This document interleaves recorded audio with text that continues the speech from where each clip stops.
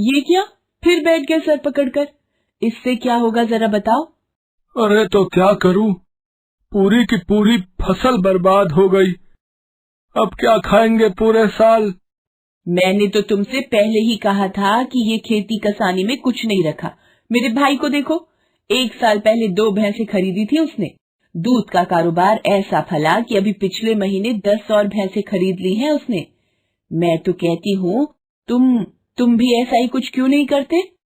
अरे कर तो लूं, लेकिन भैंसे खरीदने के लिए पैसे भी तो होने चाहिए कि नहीं। ले दे के एक छोटी सी जमीन और ये टूटी फूटी झोपड़ी है मेरे पास। देखो जी, अगर कुछ बड़ा करना है तो थोड़ी हिम्मत तो दिखानी पड़ेगी। ऐसा करो, अपनी जमीन बेच दो और वो लाला से बात करके देखो ना। मैंने सुना है वो शहर से अच्छी अच्छी भैंसों को लाकर यहाँ बेच रहा है। अपनी पत्नी की बात मानकर सरजू अगले दिन लाला के पास जाता है और उससे कहता है, लाला जी, सुना है भैंसों को बेच रहे हो शहर से लाकर। मुझे भी एक खरीदनी है। हाँ तो खरीद लो, पिछले हफ्ते ही शहर से 5 भैंसे लेकर आया हूँ। 70,000 की एक है। हाँ। क्या कहा? 70,000? इतनी महंगी? हाँ तो कोई ऐसी वैसी नहीं, एक नंबर भैंस मिलेगी मेरे पास। सुबह शाम इतना दूध मिलेगा कि याद करोगे। हाँ। लेकिन मेरे पास इतने पैसे नहीं हैं। जमीन बेचकर कुछ 50,000 का इंतजाम हो पाएगा। फिर भैंस के लिए चारा पानी का इंतजाम भी तो करना होगा ना। हाँ तो भैंस के दूध से पैसा कमाओगे भी तो। जाओ, अब मेरा टाइम बर्बाद मत करो। जब पैसे हो जाएं, तब आना मेरे पास। सरजू उदास होकर घर वापस आ जाता है और अपनी पत्नी शांति को सारी बात बताता है। शांति तुरंत अंदर जाकर अपने सोने के कुंडल लेकर आती है और उन्हें सरजू को देते हुए कहती है, ये लीजिए, इन्हें ले जाकर बेच दीजिए। लेकिन शांति। लेकिन कुछ नहीं, अभी जाकर सबसे पहले भैंस खरीदो। जब काम अच्छा हो जाए तो फिर से दिलवा देना मुझे। सरजू शांति के सोने के कुंडल और अपनी जमीन बेचकर भी पूरे पैसों का इंतजाम नहीं कर पाता। उसके पास अब भी 10,000 रुपए कम थे। लाला उस पर तरस खाकर उसे कम पैसों में ही एक भैंस दे देता है। लेकिन लाला ने सरजू को जो भैंस दी वो दिखने में काफी कमजोर लग रही थी। ये देखकर सरजू ने लाला से कहा, अरे लाला जी, ये भैंस तो काफी कमजोर लग रही है। पूरे गांव में किसी से भी जाकर पूछ लो, मेरे से जिसने भी भैंस खरीदी है आज धन्ना सेठ बन के बैठा है। जुबान देता हूँ, रोज सुबह शाम इतना दूध होगा कि पैसे रखने के लिए जगह कम पड़ जाएगी तुम्हें। लाला की बात मानकर सरजू उस भैंस को अपने साथ अपने घर ले आता है। वो और शांति मिलकर उस भैंस की बहुत अच्छे से देखभाल करते हैं, लेकिन इसके बावजूद भैंस उन्हें ज्यादा दूध नहीं देती। ये देखकर शांति सरजू से कहती है, ये कैसी मरियल भैंस उठा लाए हो। ये देखो, बस इतना सा ही दूध दिया है इसने तो। अब इसमें से क्या रखोगे और क्या बेचोगे। सरजू को बहुत गुस्सा आता है। वो तुरंत लाला के पास जाता है और उससे शिकायत करता है, लेकिन लाला अपनी गलती मानने के बजाय उल्टा सरजू पर ही नाराज हो जाता है। एक तो पूरे पैसे दिए नहीं तूने, फिर भी मैंने भैंस दी तुझे।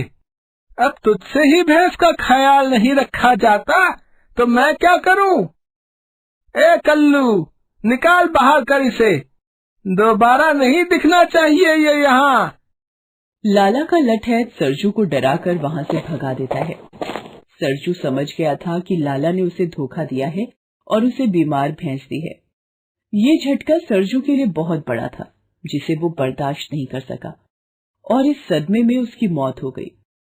शांति के पास अब कुछ नहीं बचा था, न पैसा और न ही पति। वो बहुत दुखी थी। दूसरी तरफ इस सबसे बेखबर लाला अपनी कमाई में लगा था। वो एक नंबर का लालची आदमी था। ऐसे ही कई महीने गुजर गए और फिर एक दिन, मालिक, आपने सुना क्या? गांव में एक आदमी के पास सोने के अंडे देने वाली मुर्गी है। क्या? सोने का अंडा?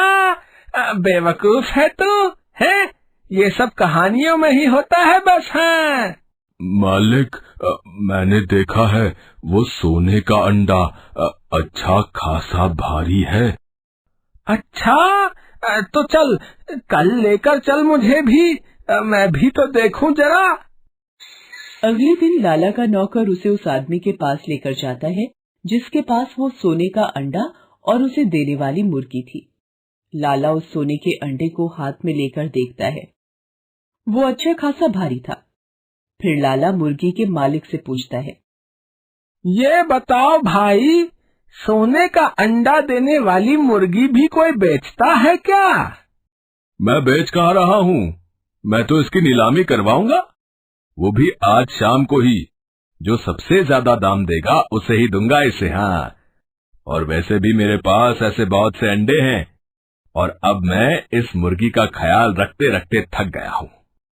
मुर्गी के मालिक किशन की बात सुनकर लाला बहुत खुश हो जाता है। उसने तय कर लिया था कि चाहे जो हो जाए, उस मुर्गी को वो खरीद कर रहेगा। शाम को उस मुर्गी की नीलामी होने वाली थी। लाला वहीं रुक गया। नीलामी के लिए वहां भीड़ पहुंची हुई थी। फिर आखिरकार किशन ने नीलामी शुरू की। देखो भाइयों, आज तक जिस मुर्गी के बारे में आपने सिर्फ कहानियों में सुना था, आज सच में आपके सामने है। ये है वो मुर्गी जो आपको माला माल कर देगी।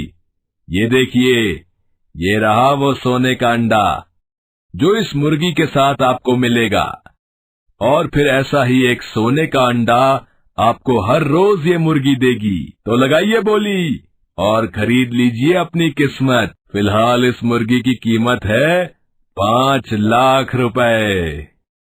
मुर्गी की कीमत सुनकर वहां मौजूद कई लोग पहले ही हिम्मत हार जाते हैं और पीछे हट जाते हैं, लेकिन लाला और कुछ दूसरे लोग अभी भी डटे थे। लाला सब पर भारी पड़ रहा था। वो लगातार ऊंची बोली लगा रहा था, लेकिन भीड़ में एक महिला थी जो बोली में लगातार लाला को टक्कर दे रही थी। आखिर में वो महिला और सिर्फ लाला ही बचे थे जो उस मुर्गी को खरीदने के लिए बोली लगा रहे थे। 50 लाख, 50 लाख दूंगा मैं इस मुर्गी के। बस अब बहुत हो गया, इससे ज्यादा पैसे नहीं है मेरे पास। आखिरकार वो महिला भी नीलामी से हट जाती है और वो मुर्गी लाला को मिल जाती है।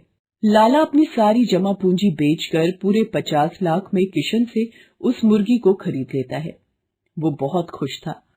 मुर्गी और उसके सोने के अंडे को लेकर वो अपने घर पहुंचता है और अपनी पत्नी से कहता है, कमला, ये जो सोने का अंडा मुझे इस मुर्गी के साथ मिला है, मैं इसे बेचूंगा नहीं, बल्कि इसे अपने घर में सजाऊंगा।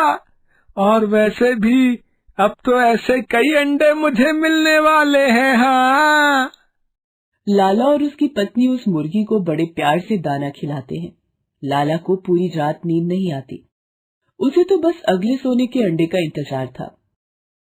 जैसे ही सुबह हुई, वो तुरंत उस मुर्गी के पास गया। मुर्गी ने अंडा तो दिया था, लेकिन वो सोने का नहीं था।